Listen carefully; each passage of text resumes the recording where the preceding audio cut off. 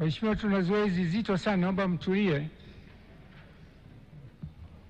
Spika anaweza kusitisha shughuli za bunge ili kutoa nafasi kwa mwanasheria mkuu wa serikali kuandaa azimio na kumthibitisha waziri mkuu na katibu wa bunge kuandaa karatasi za kura.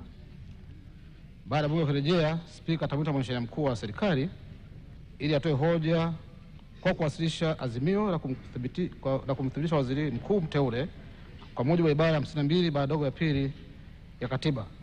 Katika maelezo yake anaweza kuelezea mamlaka na wajibu wa waziri mkuu kama ilivyoainishwa kwenye ibara 52 ibara ndogo ya kwanza, ya pili na tatu ya katiba.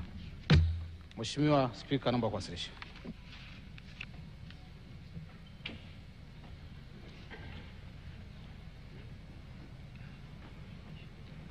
Mheshimiwa Bunge, leo hatutengui kanuni za bunge, sababu anayeleta hati hiyo ni mwanajeshi na ni askari, na wao wana fursa kuingia ndani kwa mujibu wa kanuni zetu.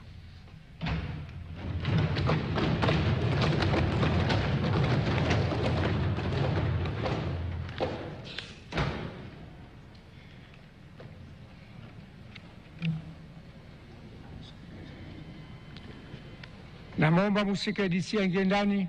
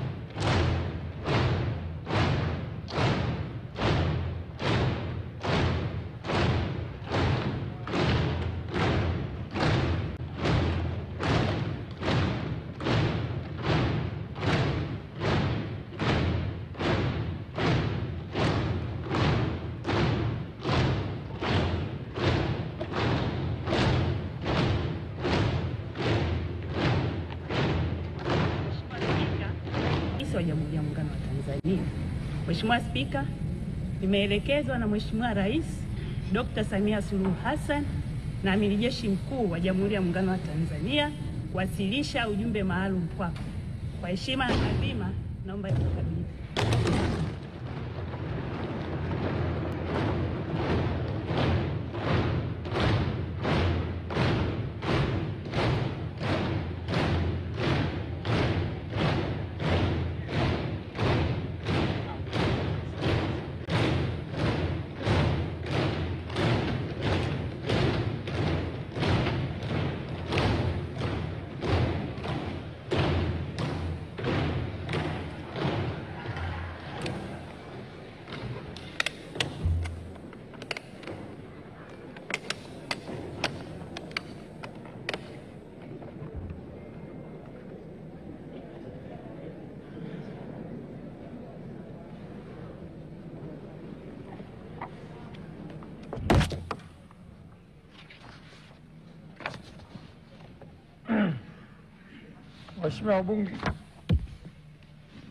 Waheshimiwa wabunge, uteuzi wa waziri mkuu wa Jamhuri ya Muungano wa Tanzania.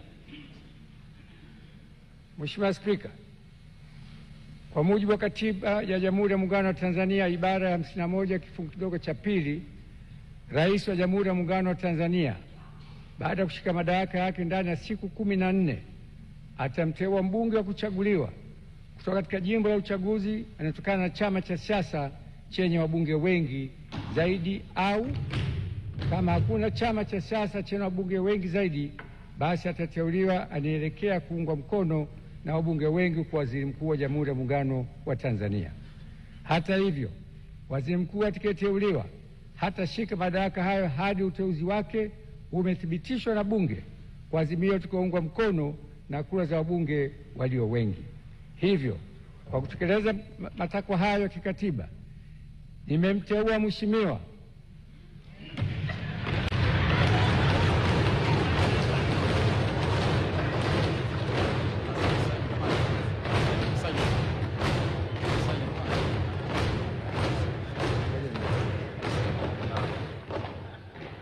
Mheshimiwa Daktari Mwigulu Lameck Nchemba